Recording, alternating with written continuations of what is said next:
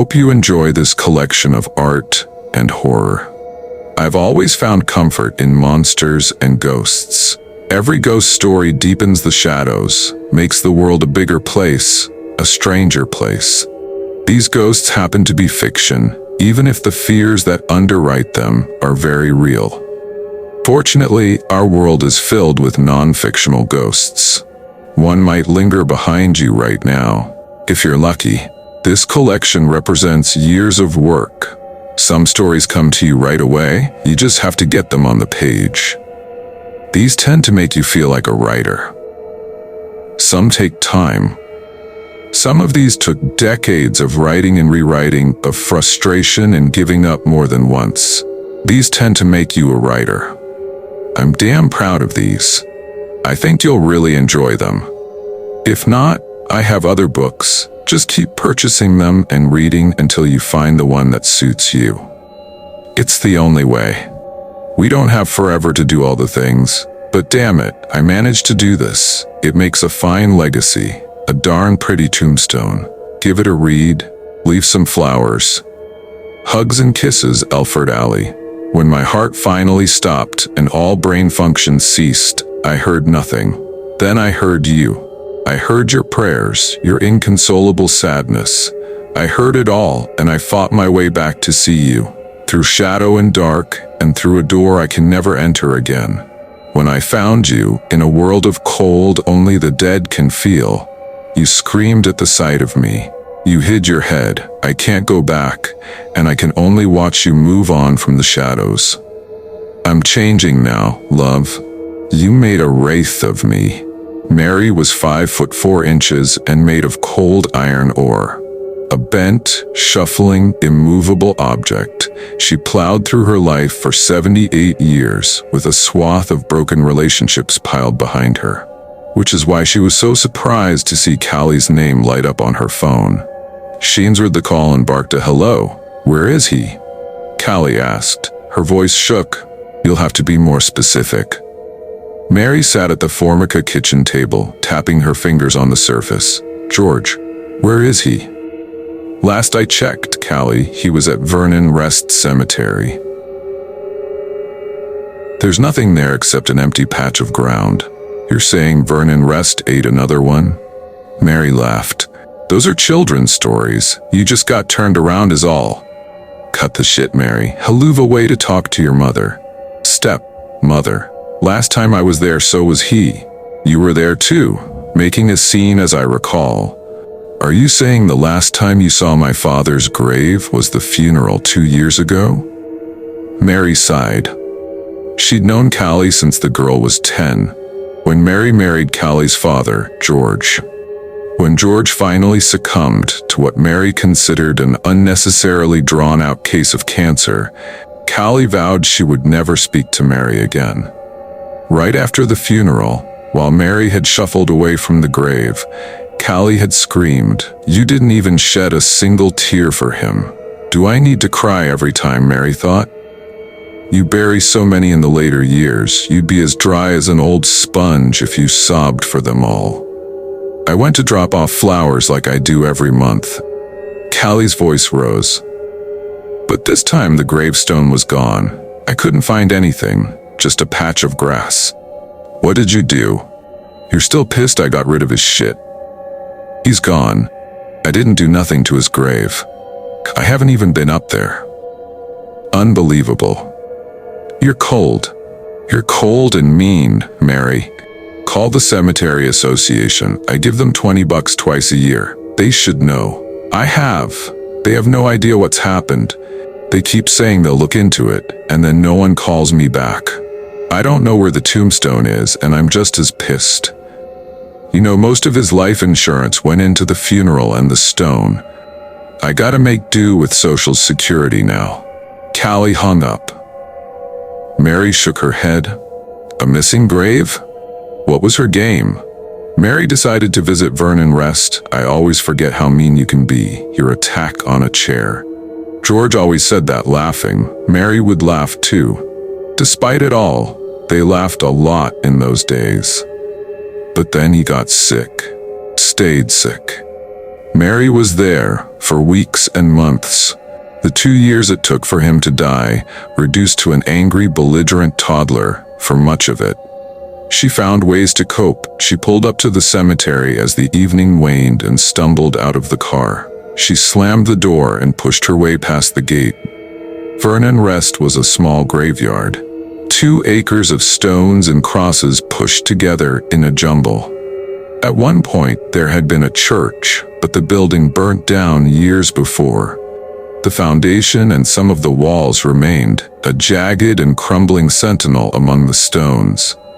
At least, they still mowed the grass, Mary thought. My $20 at work?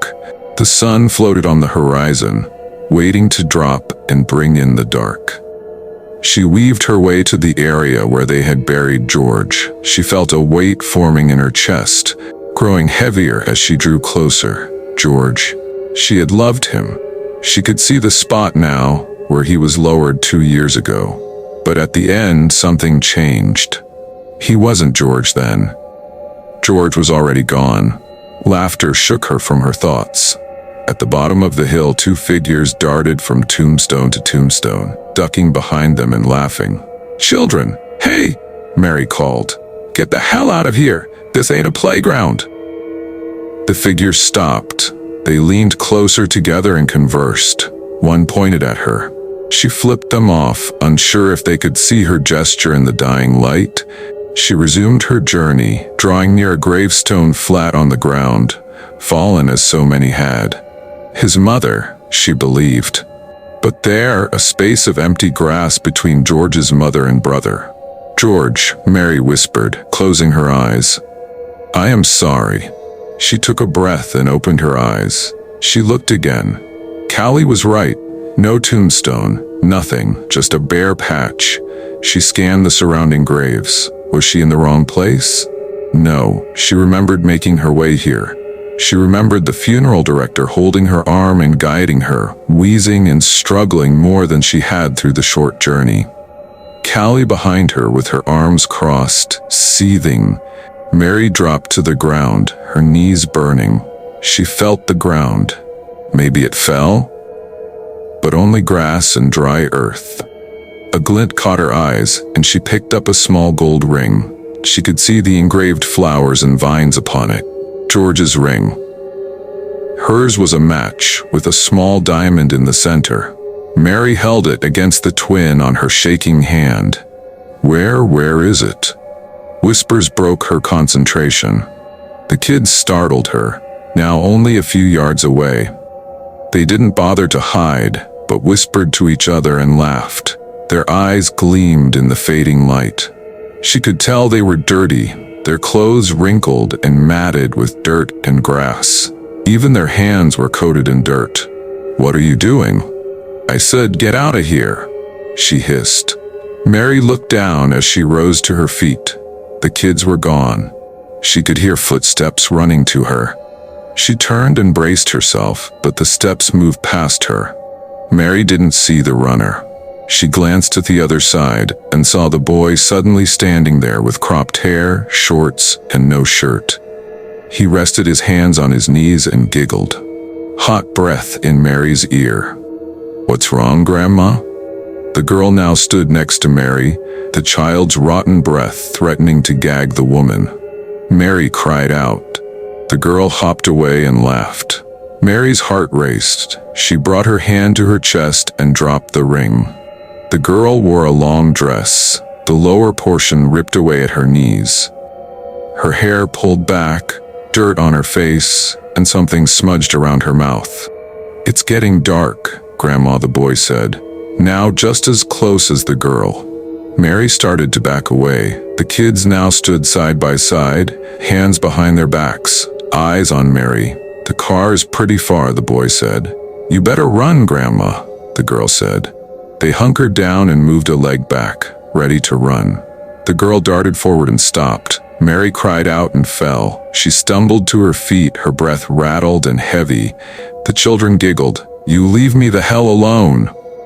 Mary pointed an unsteady arm at them. "You hear?" "Run," the boy said. "Yeah, run," the girl said. "Before we get you." She smiled. A dog's teeth. Yellow, long and glistening in the fading light. Mary ran, or so she tried. She stumbled, and barely kept herself from tripping. She tried to will her legs to stretch and carry her, forcing muscles out of atrophy. Her knee caught the edge of a gravestone. The pain roared through her leg, and she collapsed, her head catching the side of another tombstone. A flash in her vision and a pop. Then darkness came. Vernon rest eats the graves. Mary had heard the stories since childhood, but they were so much older. Rich black soil that should have grown anything, but only gave birth to withered and oozing crops. The ground wanted to take, so the town founders gave it their dead. Only thin grass that would wither and blow away in the winter grew there. They built a church to bless the ground, and it went up in flames. No one rebuilt. The parishioners were glad to escape the heavy air and the oppressive dark no windows could chase away. Missing graves, sunken spots, vanished tombstones. She'd heard the stories, but never knew anyone personally who experienced it. George's mother was one of the last people buried there. Callie didn't want her father put there, but Mary insisted, angry at him for living, angry at him for dying, angry at her relief. She insisted. Mary had been staring at the gate, at her car beyond it, for several minutes before the gears in her brain started to turn. "Wake up," her brain screamed. "Run." She sat up, her head throbbing. Then the pain, the sheer stabbing torment, radiating not only in her knees but throughout her body.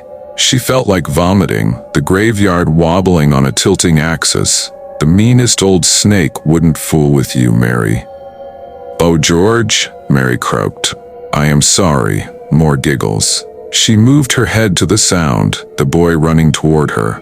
She fell back, but he vanished. She stood and cried out. Her head swam. Mary braced herself on a stone, gripping the cold marker and trying to find the children in the dark. "Car is somewhere close, ain't it?" The boy laughed. "You better get to moving, Grandma," the girl said. She couldn't see them, but a cold hand grabbed her arm, a punishing grip. The girl, eyes a pale blue and looking past her, blood crusted around her mouth.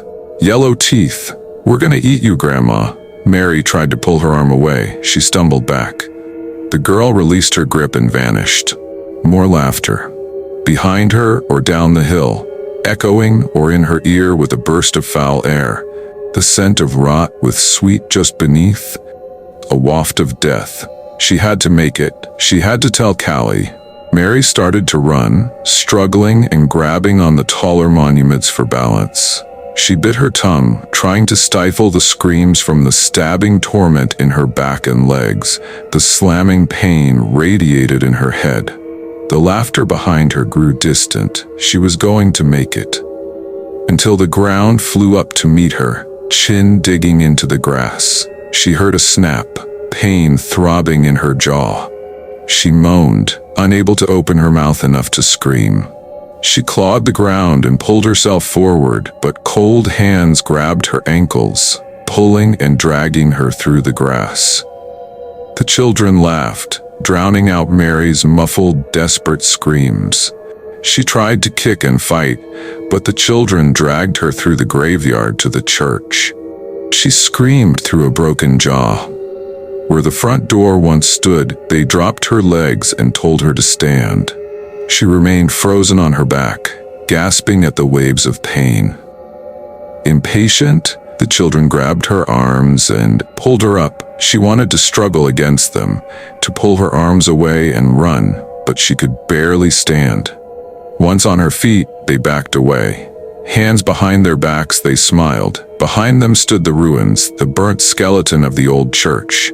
Jagged, eroded stone and exposed wood and rebar reached up like gnarled fingers. The building seemed to loom over her, an angry thing. Inside shone the faint flicker of an orange light. "Follow us," the girl said. "No," Mary sobbed.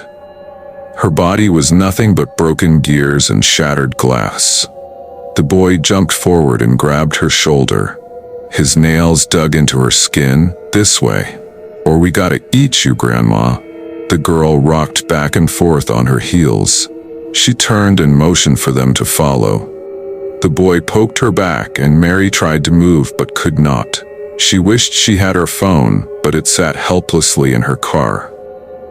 The children dragged her again, Mary wailed. Inside the building's crumbling shell, the pews and hymn books were long gone. Even the pulpit was bare, the lectern and chairs scattered in pieces. The brick bleached by the years of weathering, while the protected portions remained still blackened from the fire. The girl hopped onto the stage behind the pulpit and pried away a board. The orange light's glow intensified. She stepped aside and motioned to the opening. "Go on then. Are you hungry?" the girl asked. For a moment, Mary considered running, but she could barely stand. The pain in her knees and face numbed her and left flashes in her vision. She stumbled forward and looked down at steps, not made from wood but carved into the ground. She descended and found a deep tunnel winding through the earth. A rounded passageway stood before her, lit by small torches. The children urged her forward, crowding behind her. As they walked, she saw shapes on either side. Bodies, dozens, maybe hundreds. There were places for the lost, carved into the earth and rock. Small oval impressions, like an egg. Each body had its knees pulled up to its chest, arms wrapped around their legs. They were bound in this position with rope, wire, and strands of torn cloth. Many were skeletons in moldering clothing, eroding away. Others appeared fresh. In small piles along the path lay jewelry and eyeglasses. Mary cried, sniffed, and wiped her nose, then groaned as the pain from her jaw throbbed. She kept her eyes down on the dirt path, away from the bodies lining it. She struggled to limp forward, her foot dragging in the dirt. "We live here." "My name is Susanna. I'm Eccles." The path ended in a large room ahead. Like the others, it was carved from the earth. A table stood there, a massive thin tree slice resting on 4 large stones. 4 chairs encircled the table. She recognized them as once belonging to the church. Someone sat at the table, facing them with her back to the wall. "Mother is waiting for us," Susanna said. "We're going to eat together." "Like a picnic," Eccles piped up. Susanna rushed ahead and pulled out the chair across from Mother. Mary stopped walking, her eyes glued to the corpse seated at the table, the mother the children spoke of. The woman's head hung low, her mouth open, skin blue and webbed with visible veins. Her hands were on the table, palms up. She was dressed in a shroud, a hood covering much of her head. Mary felt faint, the smell of decay overpowering her. Maybe she could pass out, awake in her bed. This had to be a dream. It couldn't be real. Eccles pushed her into the chair. Even off her feet, the pain refused to abate. She felt light and wondered if she would die. Would she be that lucky? Mother finds the forgotten. We were forgotten. She gives you a home if you can eat with her. Most of the kids get sick though, Eccles said. We put them in the hall, Gazette. Mother is going into the hall soon. We need a new mother now, Susanna said. Eat, Mary said. Her voice crawled through her frozen mouth. The dead. We take them from the long tunnels, the ones under the graves. When we eat, we know what they know, Susanna said. George taught us so much. Mary turned slowly to the girl.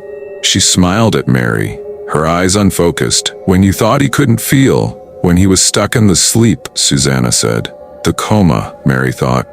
You would stick him with pins. He felt it. He knew you were mean, Susanna said. But not that mean, Eccles said. Mary started to cry, lowering her head. Her anger at watching the man she loved erode into a child, a mean and difficult child whom she spoon-fed and cleaned up after. She hated the man who took over George. She wanted to hurt him. You're like Mother. She said the world is mean. You gotta be meaner. She said we're safe here. The dead will teach us. We made his stone disappear. Mother said she didn't have long. "We waited for you to come," Eccles said. "We waited a long time." Mary watched the boy. He looked from Susanna to Mother to her.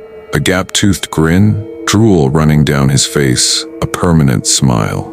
The girl looked only at Mary, with eager eyes and teeth that sometimes became canine fangs in the dancing orange light. Were they 6 years old? 10? Adults? The more she watched them, the less certain she became. "Your children?" Mary asked. "Once," Susanna said. "Communion," Eccles cried. He repeated the word over and over again, slamming his palms on the table. Okay, Eccles."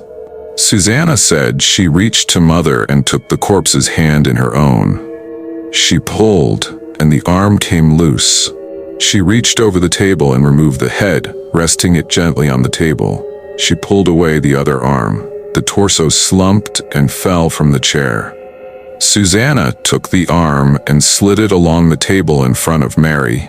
"We can warm the meat, but the cold makes it richer," Susanna said. "We can teach you everything. Pick it up." Eccles squealed. "Your face won't hurt anymore. Nothing will. Do you know how old Mother was? You can be our own for a long, long time. Pick it up," Eccles cried. He yelled it again, his fist slamming on the table. Mary reached forward. She grasped the arm. It felt light. "Eat, Grandma," Susanna said. "Nothing hurts when you eat," Eccles whispered. "And so Mother does. Look at my arm, it detaches like so, and this new leg is neat. It's plastic, you know. If you want to be like me, just give me a call. I'm quick with a knife." "You hardly feel it at all." Juliet Braun shuffled in her kitchen. The sealed envelope had fallen from the basement door. She tore off a strip of duct tape and secured it back to the door. Instructions, how to do what she could not. When some of the tape stuck to her hand, she swore removing it would tear her skin. "We've grown frail now, haven't we?" Juliet said. "Frail," a voice like a whisper over her shoulder. Juliet stopped speaking. The house shuddered. A pastor blessed this place once, in between traveling revivals. Now the walls, with their faded floral coverings, watched her. It watched her. The creature spoke in her ear, but dwelled in the basement. A monster she spent her 86 years of life containing. "Philip. No, my name is Philip. You have no name." She moved away from the door, stooped and aching. She felt centuries older since her recent fall, where she was stuck on her back for 16 hours. No hope of rescue in this lonely house in Irvine, a stretch of dry Oklahoma nowhere. But as she stared at the popcorn ceiling and the missing patches of stucco waiting to gather her strength before trying to reach the telephone, she never felt alone. Beneath her, the floor breathed, and the walls whispered, "I can help you." Finally, she managed to call an ambulance, which took them the longest hour of her life to arrive. Even when the EMTs arrived and were moving her onto a stretcher, she was very direct to them. "Don't wander the house. Don't go opening doors." They chuckled and took her to the nearest hospital, which still took an hour and a half. In the recovery room, she kept a close eye on the news. Was anyone missing? Was anyone dead? Did anyone know yet? God, did they go into the room? Now she was home again. Thankfully, nothing was amiss. Juliet sunk into a kitchen chair positioned directly in front of the door and exhaled heavily. Her muscles ached and her feet throbbed. Her lips were sandpaper. Every step was a potential fall. Every ache a sign of further system failure. She'd grown awfully old in a few days' time. Staring at the door, Juliet could almost make out the thing in the basement, cocooned in its corner and chained to the floor. Tendrils spilled off it like exhaust hoses, mechanical and pulsating, snaking through the cement and into the earth. The walls around her contracted and expanded, ever so slightly. It was imprisoned in the house, but also was the house, from the hardwood beneath her feet to the yellowed ceiling above. Juliet lived in the confines of this immortal creature. It rested but never slept. Philip. Juliet squeezed her eyes shut and hit her fist to her temple. You don't have to sleep either. You never have to be frail. The demon made preacher's promises. Juliet knew it could see her. Sleep was hard to come by, but not due to age. The creature grew agitated. It became bored. It dreamed of days decades before and shared these dreams with her. In her tainted dreams, she experienced the monster's patience. Poised like a pit viper waiting for the rat to draw close, she could feel what it was like when it roamed the night, staying in shadows with wings folded around it like a long coat. Hunting. Staying in the shadowed alleys of a near-empty street or near a local bar. Waiting among the trees for a child to wander too far into the woods, or pouncing on a lost hunter. Juliet felt the heat radiating from its body, the desire to strike tensing every muscle, the overwhelming hunger causing saliva to run down. People glowed in its vision, an aura outlining the forms navigating gloom. Blood pulsated through them, rivers rushing in shining veins. She would reach out like she was part of it, reaching toward them, craving those illuminated shapes, the warmth flowing through their veins. Their screams flooded her with dopamine and woke her, rejuvenated, revitalized, feeling like a new woman. Then disgust consumed her, and she fled from the house, night or day. Crying, she retched, sometimes punching her head to force the images out. She would feverishly pray until her knees were raw and the muscles in her shoulders and back burned. Oh, how she would pray.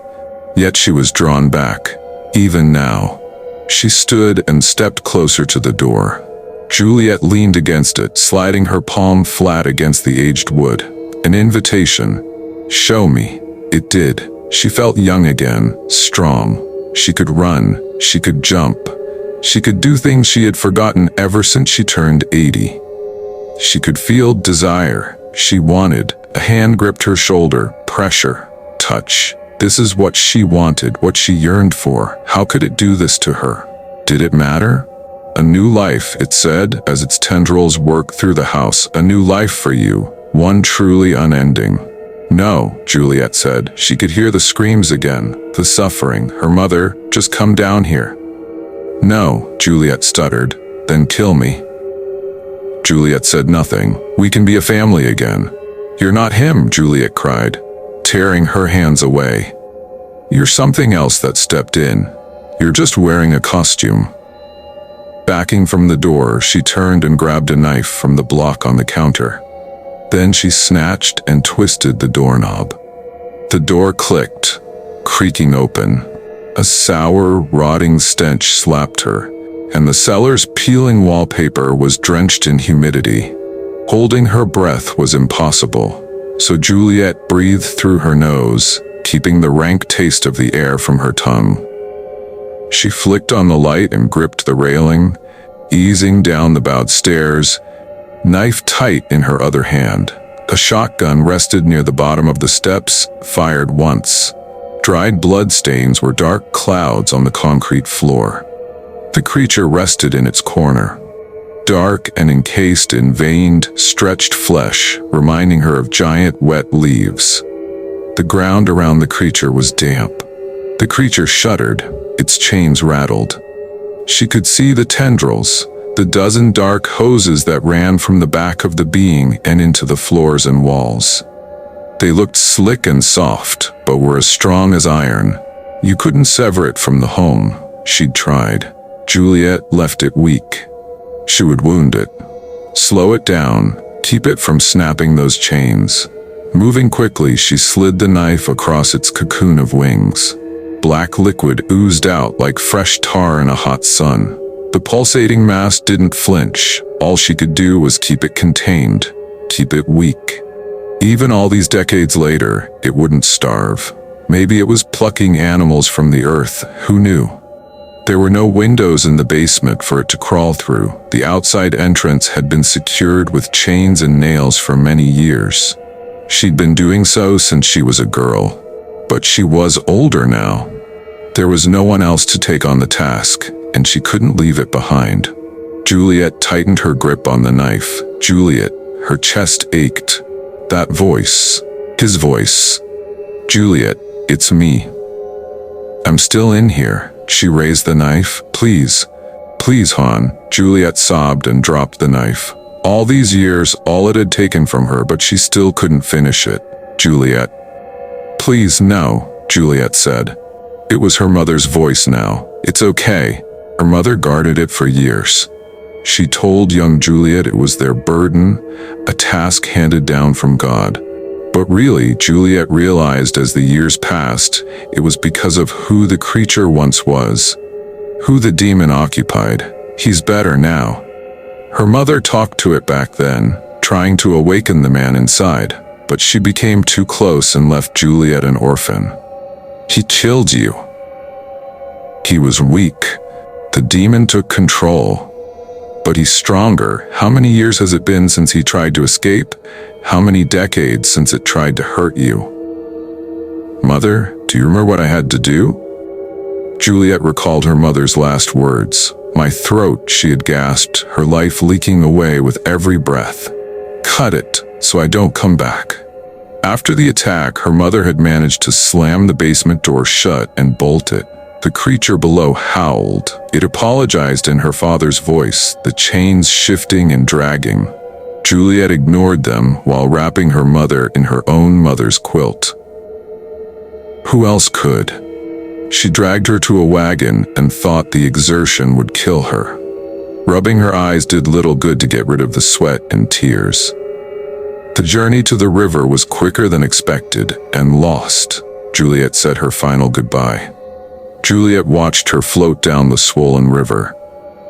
Rain-engorged water bore the body onward, soaking the quilt. At least she went wearing the finest thing her mother ever owned. Sighing at the memory, Juliet tried to suppress the urge to sob. The creature stirred again. Her father's voice returned. We can all be together, all of us as one. Your mother is here with me, her mother spoke then. I'm right here, Juliet Han. You can be, too. Juliet turned to leave and collapsed. Her legs had given way like the bones vanished, yet there was fiery pain scorching through her body. Not again, she thought. Not right now. Frail. The creature's voice hoarse and rough as though speaking through a throat filled with blood. The cocoon pulsated. Hello. When she rolled over, she found herself staring into the creature's beautiful, glowing eyes. A white glow, a beautiful light, made the face appear angelic. But when her eyes finally focused, an upturned nose like a brown bat and sneering lips peeled back, revealing dozens of thin, sharp teeth. They wiggled in its wide mouth, a forked tongue darting between them, a maw like a rattlesnake. The creature stood. Its chains kept it from moving closer. Its shuddering wings spread out, grazing the basement ceiling and blocking the lights. Come closer. Blistering light shone in its eyes. Juliet recognized the tattered clothing it wore. The sight wounded her, the remnants of who it once was. Juliet crawled away when it hissed. The thing hissed, and Juliet crawled away. She sobbed for her mother. She cried out of fear. She cried for her own life, wasted here alone with a monster. The demon watched while sitting on its haunches. She saw the knife now standing upright, with the blade in the floor. Blood pooled around it, as though the blade had punctured the cement. She reached and pulled it from the ground, and the floor bled more. The creature hissed. Juliet was tempted to stab the ground again, but more than that, she desperately wanted to be away from the demon. Quickly, she moved up the stairs to the door, keeping her eyes on the creature with its radiant, glowing eyes. Still, it didn't budge, just watched. Juliet clasped the doorknob. See? Her father's voice said, I'm not hurting you. Come down. We can be together, said her mother's voice. As long, said neither of their voices, as you come to us now. Juliet threw open the door and collapsed into the kitchen. Rolling over, she kicked it closed. It took an hour for her to regain her footing. She stumbled to a kitchen drawer, grabbed a lighter, then went to the back door. She placed her palm on the doorframe and felt the monster's beating heart. She stabbed the knife into the wall. Like the cellar floor, the wall bled. A deep red, not like the blackened grease from the creature itself. Who could she call? The pastor? The kid who dropped off her groceries? Who did she know anymore? At one time, she had a circle. But when her time came to watch the creature, to keep it contained, her world grew smaller and smaller, confined to her house and the path through the front yard to the mailbox. Confined with the creature. Confined to the past that still haunted her. Everything a constant reminder. Her mother tried to kill it, and it killed her. With the last of his own mind, his own strength, her father locked himself in the basement, chained to the floor. The thing that bit him, the tall creature with glowing eyes, fled long before. Her mother spent days down there, only coming up for the food Juliet left at the door. She prayed and sang to him, trying to bring him back. But she kept a gun, a shotgun, on her,